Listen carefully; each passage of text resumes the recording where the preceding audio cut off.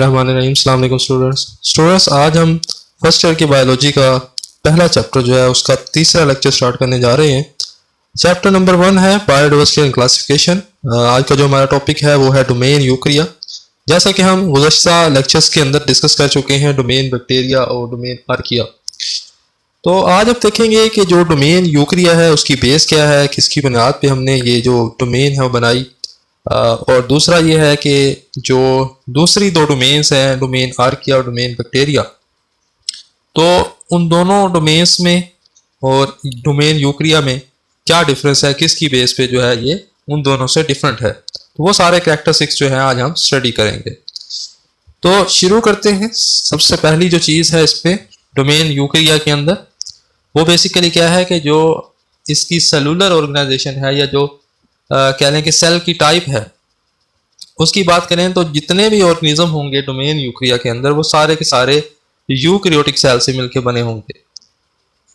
जितने भी ऑर्गेनिज्म होंगे डोमेन यूकरिया के अंदर वो सारे के सारे यूकैरियोटिक सेल्स पे मुश्तमिल होंगे। तो इसी तरह जो बुनियादी फ़र्क है वो क्या है, वो सेल का है। जो डोमेन आर्किया और डोमेन यूकरिया है उसमें जितने भी जानदार होंगे वो सारे क्या किससे बने होंगे, प्रोकैरियोटिक सेल से मिलकर बने होंगे। लेकिन जो यूकरिया के अंदर जितने भी जानदार आएंगे वो सारे के सारे यूकैरियोटिक सेल से मिलके बने हुए हैं। अब इसमें देखते हैं कि कौन कौन से कैरेक्टरिस्टिक्स हैं जो कि यूकरिया को जो है वो अलहदा करते हैं दूसरी दो डोमेन से। तो उसमें पहला जो कैरेक्टर है वो क्या है, सेल स्ट्रक्चर। तो सेल स्ट्रक्चर की बात करें तो ये डायग्राम से थोड़ा सा हम इसको स्टडी करते हैं। ये हमारे पास एक जनरलाइज सेल है, यहाँ पे बेसिकली यूकैरियोटिक सेल है। तो इस पे देखें हमारे पास न्यूक्लियस है, दूसरी जानिब जो है एंडोप्लाज्म रेटिकुलम, माइटोकॉन्ड्रिया और ये सारी चीज़ें हैं बेसिकली। अब कहने का मकसद क्या है कि जो प्रोकैरियोटिक सेल था उसमें आपने पढ़ा कि जितने भी ऑर्गेनेलिज हैं वो सारे क्या हैं कि विदाउट मेम्ब्रेन होते हैं, मेम्ब्रेन बाउंडेड ऑर्गेनेलिज आपको नहीं मिलेंगे। लेकिन यहाँ पे यूकैरियोटिक सेल के अंदर आपको जो ऑर्गेनेलिज यहाँ पे मिलते हैं उसमें क्या है कि ऐसे ऑर्गेनेलिज भी हैं जो कि मेम्ब्रेन बाउंडेड ऑर्गेनेलिज हैं, जिसमें आप देख सकते हैं न्यूक्लियस है, डबल मेम्ब्रेन बाउंडेड होता है। इसी तरह एंडोप्लाज्म रेटिकुलम है, मेम्ब्रेन बाउंडेड है। क्लोरोप्लास्ट जो है प्लांट सेल के अंदर होता है वो डबल मेम्ब्रेन बाउंडेड ऑर्गेनेल है।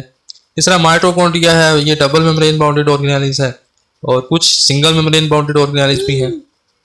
तो इसी तरह ये सेल के हिसाब से क्या है, यूकैरियोटिक और प्रोकैरियोटिक सेल में ये भी एक डिफरेंस है ऑर्गेनेलिज के हिसाब से। तो इसमें जो दूसरा मेन डिफरेंस है, जैसा कि आप जानते हैं जो प्रोकैरियोटिक सेल होता है उसमें न्यूक्लियस नहीं होता, उसमें न्यूक्लियर रीजन होता है। उसी न्यूक्लियर रीजन के अंदर ही डीएनए जो है वो मौजूद होता है। लेकिन जो यूकैरियोटिक सेल है उसमें आपको पता है कि एक प्रॉपर न्यूक्लियस होता है, वाज़ेह न्यूक्लियस मिलेगा आपको। तो ये जो है बेसिक डिफरेंसेस हैं on the base of cell structure. Cell structure की बात करें तो उसके हिसाब से ये डिफरेंसेस आते हैं। दूसरा जो है हमारे पास जो यहाँ पॉइंट है वो है जेनेटिक मटेरियल। तो जो हमारे पास डोमेन यूकरिया है उसमें हमें क्रोमोसोम मिलते हैं। अब इसमें जो क्रोमोसोम है बेसिकली मल्टीपल लीनियर क्रोमोसोम्स होते हैं। ये याद रखना, एमसीक्यू पूछ सकता है कि जो यूकरिया हैं उनके पास क्रोमोसोम जो है वो कौन से होते हैं, मल्टीपल लीनियर क्रोमोसोम बेसिकली होते हैं। अच्छा, जो क्रोमोसोम होंगे कहाँ पे मौजूद होंगे, वो न्यूक्लियस के अंदर होंगे, वो बेसिकली आपको न्यूक्लियस में मिलेंगे। तो थोड़ा सा हम क्रोमोसोम की जो फॉर्मेशन है उसको देखते हैं। तो यहाँ पे डीएनए है और डीएनए जब एक प्रोटीन है जिसका नाम है हिस्टोन प्रोटीन, इन दोनों का जब कॉम्बिनेशन होता है आपस में मिलते हैं तो उससे एक स्ट्रक्चर बनती है जिसे न्यूक्लियोसोम बोलते हैं। और ये न्यूक्लियोसोम बाद में कंडेंस होकर बेसिकली क्या बना रहा होता है, क्रोमोसोम बना रहा होता है। तो इस तरह क्या है क्रोमोसोम बनता है यहाँ पे। तो ये इसमें है। अच्छा, उसके बाद यहाँ पे जो है जेनेटिक मटेरियल की बात हो गई। और नेक्स्ट क्या है कि कौन कौन से ऑर्गेनिजम्स हैं जो डोमेन यूकरिया के अंदर आते हैं, जिसमें प्रोटिस्ट हैं, फंजाई हैं, प्लांट्स और एनिमल्स जो हैं वो सारे इसी के अंदर आते हैं। अच्छा, इसमें एक हमारा पॉइंट रह गया सेल स्ट्रक्चर के अंदर कि जो यूकरिया डोमेन वाले सेल्स हैं, यूकैरियोटिक सेल्स होते हैं, उसकी खासियत है कि उसके अंदर साइटोस्केलेटन मिलेगा।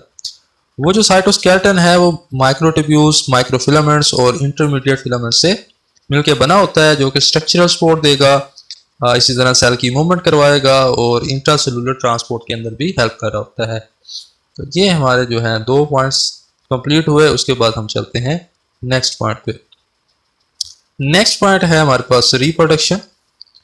रिप्रोडक्शन जो है वो दो तरह की होती है इसमें। एक होती है सेक्सुअल रिप्रोडक्शन और दूसरी है एसेक्सुअल। जैसा कि आप जानते हैं सेक्सुअल रिप्रोडक्शन वो होती है जिसमें गैमेट्स की फ्यूजन होती है, गैमेट्स आपस में मिलते हैं, मेल फीमेल गैमेट्स जब फ्यूज होते हैं तो उससे जाइगोट बनता है और जाइगोट से फिर क्या है एम्ब्रियो बनता है और एम्ब्रियो से एक नया इंडिविजुअल ऑफस्प्रिंग जो है वो बेसिकली बन रहा होता है। तो ये क्या है सेक्सुअल रिप्रोडक्शन कहलाता है। अच्छा एक बात याद रखनी है कि यहाँ पे सेक्सुअल रिप्रोडक्शन वाले केस में ही आपको मियोसिस नजर आएगी, ठीक है। जो मियोसिस है वो किस केस में होगी, सेक्सुअल रिप्रोडक्शन वाले केस में होगी। लेकिन जो दूसरी टाइप है एसेक्सुअल रिप्रोडक्शन, इसमें आपको मियोसिस नहीं मिलेगी, यहाँ माइटोसिस तो होगी।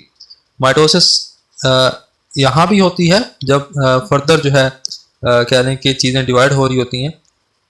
यहाँ पे कह रहे हैं कि जैसे एम्ब्रियो है, एम्ब्रियो ने आगे डिवाइड होना है तो वहाँ माइटोसिस चल रही है, और भी बहुत सारे फेजेस हैं उसमें माइटोसिस चल रही होती है। तो यहाँ तो दोनों चीज़ें आपको मिलती हैं, मियोसिस भी मिलेगी माइटोसिस। लेकिन एसेक्सुअल रिप्रोडक्शन के अंदर आपको मियोसिस कभी नहीं मिलेगी। तो यही रीज़न होती है कि जो सेक्सुअल रिप्रोडक्शन है उसके रिजल्ट में जो जनरेशन प्रोड्यूस होती है, जो नया इंडिविजुअल आता है उसमें वेरिएशंस होती हैं, उसमें डाइवर्सिटी होती है और वो डाइवर्सिटी उसको आगे काम आती है, वेरिएशंस जो है वो उसको काम आती हैं। इसी तरह जो एसेक्सुअल रिप्रोडक्शन होती है इसमें क्या होता है कि इंडिविजुअल है वो उससे जो नए जानदार नए सेल्स बनेंगे वो हु बहू आइडेंटिकल जो है वो उसी अपने पेरेंट की तरह होंगे, ठीक है। अब इसमें होता क्या है, एक सेल 2 में डिवाइड होते हैं और इसी तरह 2 4 में और 4 फिर 8 और ये पूरी एक सीरीज चलती रहती है। तो जो इंडिविजुअल बनेगा, सेल्स बनेंगे, वो बेसिकली जेनेटिकली आइडेंटिकल होते हैं, इसमें कोई वेरिएशन आपको नजर नहीं आएगी क्योंकि यहाँ मियोसिस नहीं हो रही होती। तो ये बेसिकली क्या है, रिप्रोडक्शन है इसके अंदर। नेक्स्ट जो है हमारे पास कॉम्प्लेक्स सेलुलर ऑर्गेनाइजेशन है, सिंपल सा पॉइंट है। जैसा कि हमने पढ़ा जो यूरोपियन बैक्टीरिया और आर्किया है उसके अंदर जो पूरा ऑर्गेनिज्म है वो एक ही सेल पे कंसिस्ट कर रहा होता है, it's mean they are unicellular. But here eukarya जो है वो बेसिकली क्या है, इसमें मल्टी सेलुलर आपको जानदार मिलेंगे। यूनिसेलुलर भी होते हैं लेकिन मल्टी सेलुलर भी बहुत ज़्यादा होते हैं। तो इसमें कॉम्प्लेक्स ऑर्गेनाइजेशन है, सेलुलर ऑर्गेनाइजेशन जो है वो कॉम्प्लेक्स आपको मिलेगी। तो होता क्या है, सेल्स हैं, सेल्स मिलके क्या बनाएंगे, टिश्यूज बनाएंगे, टिश्यूज मिलके ऑर्गन बनाएंगे, ऑर्गन जो है मिलते हैं तो ऑर्गन सिस्टम बनेगा और फिर उसके बाद ऑर्गेनिज्म बनेगा। तो ये बेसिकली आ जाता है इसकी सेलुलर ऑर्गेनाइजेशन। स्टूडेंट्स नेक्स्ट हमारा जो पॉइंट है वो है एवोल्यूशनरी रिलेशनशिप, कि जो यूकैरियोटिक ऑर्गेनिजम्स हैं अगर एवोल्यूशन के हिसाब से देखा जाए तो इनका क्या रिलेशनशिप्स था जो दूसरे जानदार हैं, जैसे हम बात कर रहे हैं बैक्टीरिया की, तो वो हम इस पॉइंट के अंदर देखेंगे। तो यहाँ पे जो सबसे इम्पोर्टेंट चीज़ है हमारे पास वो क्या है, एंडोसिम्बियोसिस। ये जो एंडोसिम्बियोसिस है ये बेसिकली एक कंसेप्ट है जो कि एवोल्यूशन के अंदर हम पढ़ते हैं, एंडोसिम्बियोटिक थ्योरी जो है वो पढ़ा करते हैं। तो बेसिकली जो इसका कंसेप्ट है वो मैं आपको समझाना चाहूँगा। वो क्या है कि जो एवोल्यूशन के बारे में जो थ्योरीज जो साइंटिस्ट ने दी वो उनका मानना ये है कि शुरू में यूकैरियोटिक सेल जो थे वो नहीं थे, वो एग्जिस्ट ही नहीं करते थे। ये यूकैरियोट्स या यूकैरियोटिक सेल जो हैं ये बाद में आए। सबसे पहले जो ज़मीन के ऊपर सेल पाया जाता था वो क्या था, वो प्रोकैरियोटिक सेल था। अब होता क्या है कि यहाँ पे एंडोसिम्बियोसिस का जो प्रोसेस है वो होता है। एंडोसिम्बियोसिस में बेसिकली क्या है कि जैसा कि अभी मैंने बात की कि स्टार्ट में यूकैरियोट्स तो थे ही नहीं, क्या थे, सारे के सारे जानदार वहाँ पे प्रोकैरियोट्स थे। तो वहाँ पे दो तरह के जानदार थे बेसिकली जब हम इस थ्योरी को पढ़ते हैं। तो एक क्या था कि लार्ज साइज का बैक्टीरिया था, दूसरी जानिब जो है छोटे साइज के बैक्टीरिया थे। जो लार्ज साइज का बैक्टीरिया था उसने क्या किया, छोटे साइज वाले जो बैक्टीरिया था उसको इंगल्फ किया, उसको अपने सेल के अंदर अपनी बॉडी के अंदर लेके चला गया। तो अब हुआ क्या कि होना तो ये चाहिए था कि वो जो छोटा ऑर्गेनिज्म है जब बड़े ऑर्गेनिज्म की बॉडी में चला जाता है तो डाइजेशन होनी चाहिए, उसको डाइजेस्ट करना चाहिए। लेकिन डाइजेशन ना हुई बल्कि इनके दरमियान एक रिलेशनशिप बन गया जिसे हम एंडोसिम्बियोसिस कहते हैं। तो यहाँ पे खासकर दो चीज़ें हैं, जैसे माइटोकॉन्ड्रिया एंड क्लोरोप्लास्ट है। तो माइटोकॉन्ड्रिया और क्लोरोप्लास्ट दोनों एक अलग अलग केसेस हैं। तो इसमें हम एक ही अगर एग्जांपल लें, जैसे बात करें माइटोकॉन्ड्रिया की, तो बैक्टीरिया ने, जो बड़ा बैक्टीरिया था उसने बेसिकली जब छोटे बैक्टीरिया को इंगल्फ किया तो उसमें क्या था, माइटोकॉन्ड्रिया मौजूद था।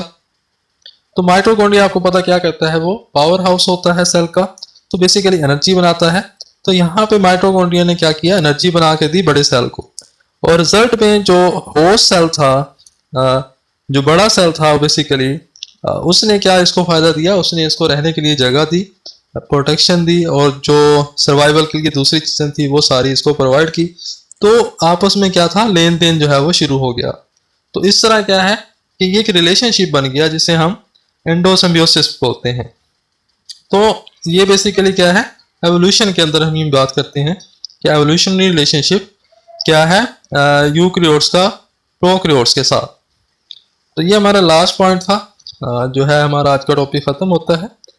इसमें हम देखते हैं कि कौन से शॉर्ट क्वेश्चन, एमसीक्यूज या लॉन्ग क्वेश्चन जो है वह इस टॉपिक में से बन सकते हैं।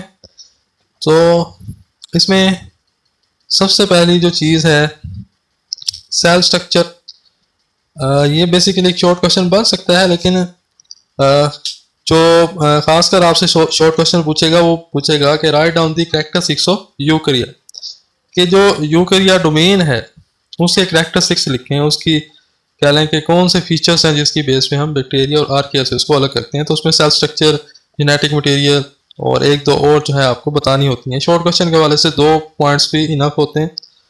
तो वो डिपेंड करता है कि आपसे किस तरह वो चीज़ें डिमांड कर रहा है। तो ये पूरा एक इस तरह शॉर्ट क्वेश्चन भी बन सकता है, इसी तरह लॉन्ग क्वेश्चन भी पॉसिबल है, लेकिन इतना ज़्यादा इंपॉर्टेंट नहीं है ये लॉन्ग क्वेश्चन के हवाले से, लेकिन बन सकता है, ये भी एक किस्म पॉसिबल क्वेश्चन है ये। तो ये सारे क्या हैं, इसमें आ जाएंगे पॉइंट्स जो हैं। स्टूडेंट्स, कोई बात अगर समझ ना आई हो तो आप कमेंट सेक्शन में मुझसे पूछ सकते हैं। अगले लेक्चर्स तक जो है अल्लाह हाफिज़। आपका अपना चैनल है, इसको सब्सक्राइब करें, लाइक करें, शेयर करें।